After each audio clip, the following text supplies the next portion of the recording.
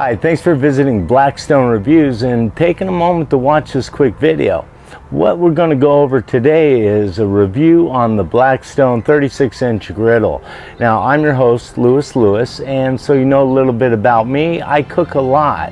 I actually have a cooking show. It's called Butter on Everything, and love for you to stop on by and check it out. But again, what we're talking about today is the Blackstone 36-inch griddle. Now, this is a nice piece of equipment, especially for the price. There's only a few things that I think you should really know about before making the decision to purchase it. I actually got this particular model or this particular unit at Lowe's, and you know, so far overall I'm really happy with it. I've had a lot of fun. Now all I have to do is work on my spatula skills to create those little volcanoes and have friends sit in here as I dazzle them with my expertise. Woo! Anyway, that's to come. So what I'd like to talk to you about is some of the things I like and don't like. The first thing I like is the fact that it's sturdy. I feel a lot more comfortable with a piece of equipment that I know will hold together when I say take it out to a park or take it camping with me. The assembly of the unit was pretty simple. One thing I'd be concerned about is this griddle top. I believe it's about 60 pounds. So you may want some assistance. I did it by myself, but it would have been easier if I had a friend or buddy over to help me set it on it. So seasoning it is pretty simple. It took me about an hour and a half once I got it out of the box all set up, because I just wanted to make sure it was good to go from the very start.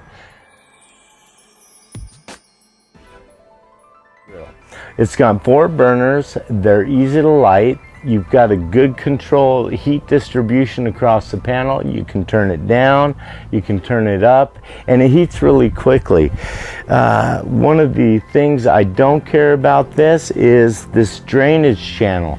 It's not very deep. It's actually pretty shallow, too shallow if you ask me.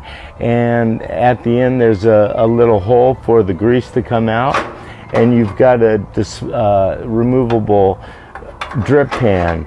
Now, I've had a lot of bacon going on this at one time, and it kind of, I wouldn't say overfilled, but what it did is it dripped, so it didn't hit exactly into the strip pan.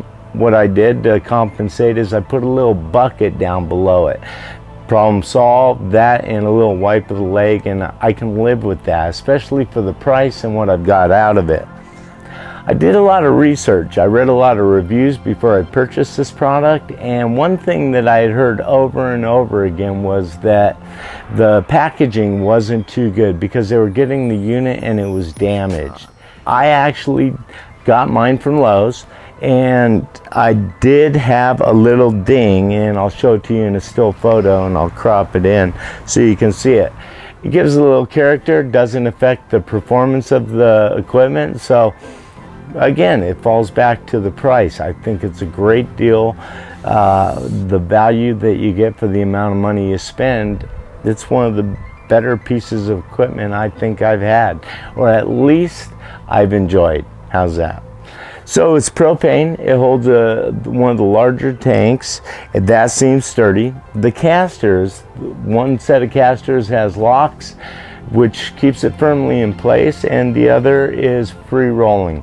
It's got a nice handle. The legs will actually fold up to increase its portability, which is a nice feature. And it's got a storage shelf down the bottom. Now, as you can see, maybe not in this video, but I'll include it in a still photo, that I actually have the bottom shelf flipped upside down. I kind of like the rim. Help things stay in place when I'm moving this around. Now, let's talk about the accessories. I purchased the cover for it. The cover is not waterproof.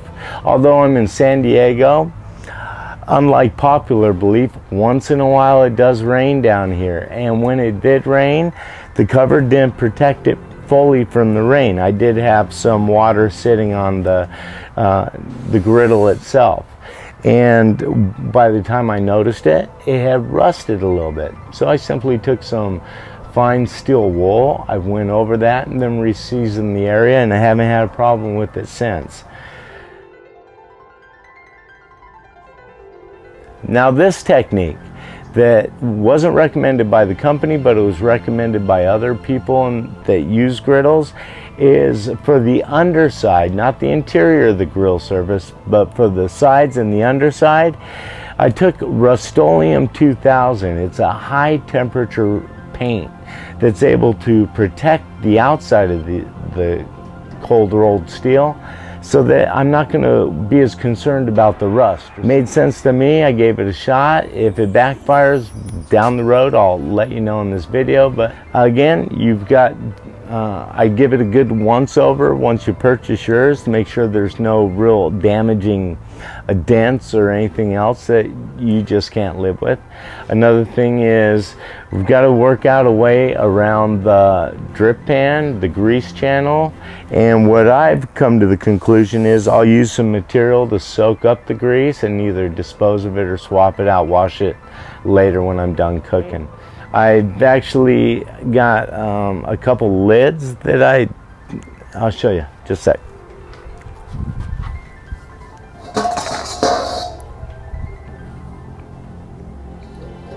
I've gone ahead and taken some bowls that I found at a restaurant supply place, put a little handle on it, and it works really good to keep that temperature in as a lid.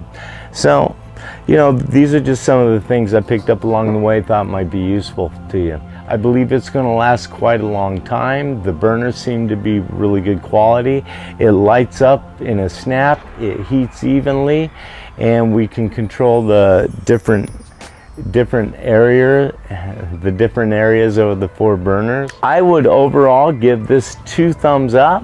Again, thanks for taking a moment to watch this Blackstone 36-inch griddle review. I hope you got some good information. If you have any questions, go ahead and leave your comments down below. I'd love to see if I can answer them for you. And be sure to tune in to butteroneverything.com, which is soon to be hosted on onemovement.com/butteroneverything. Again, I'm your host, Lewis. I hope you have a ton of fun. Let me know how it works out for you. I love your comments.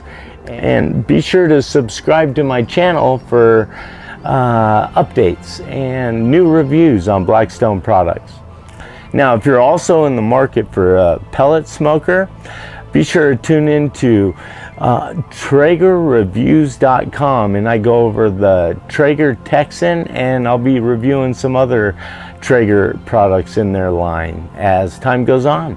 I love playing with this stuff. It's a great time to come together with family, friends, and thanks again for tuning in. I hope you have a great day.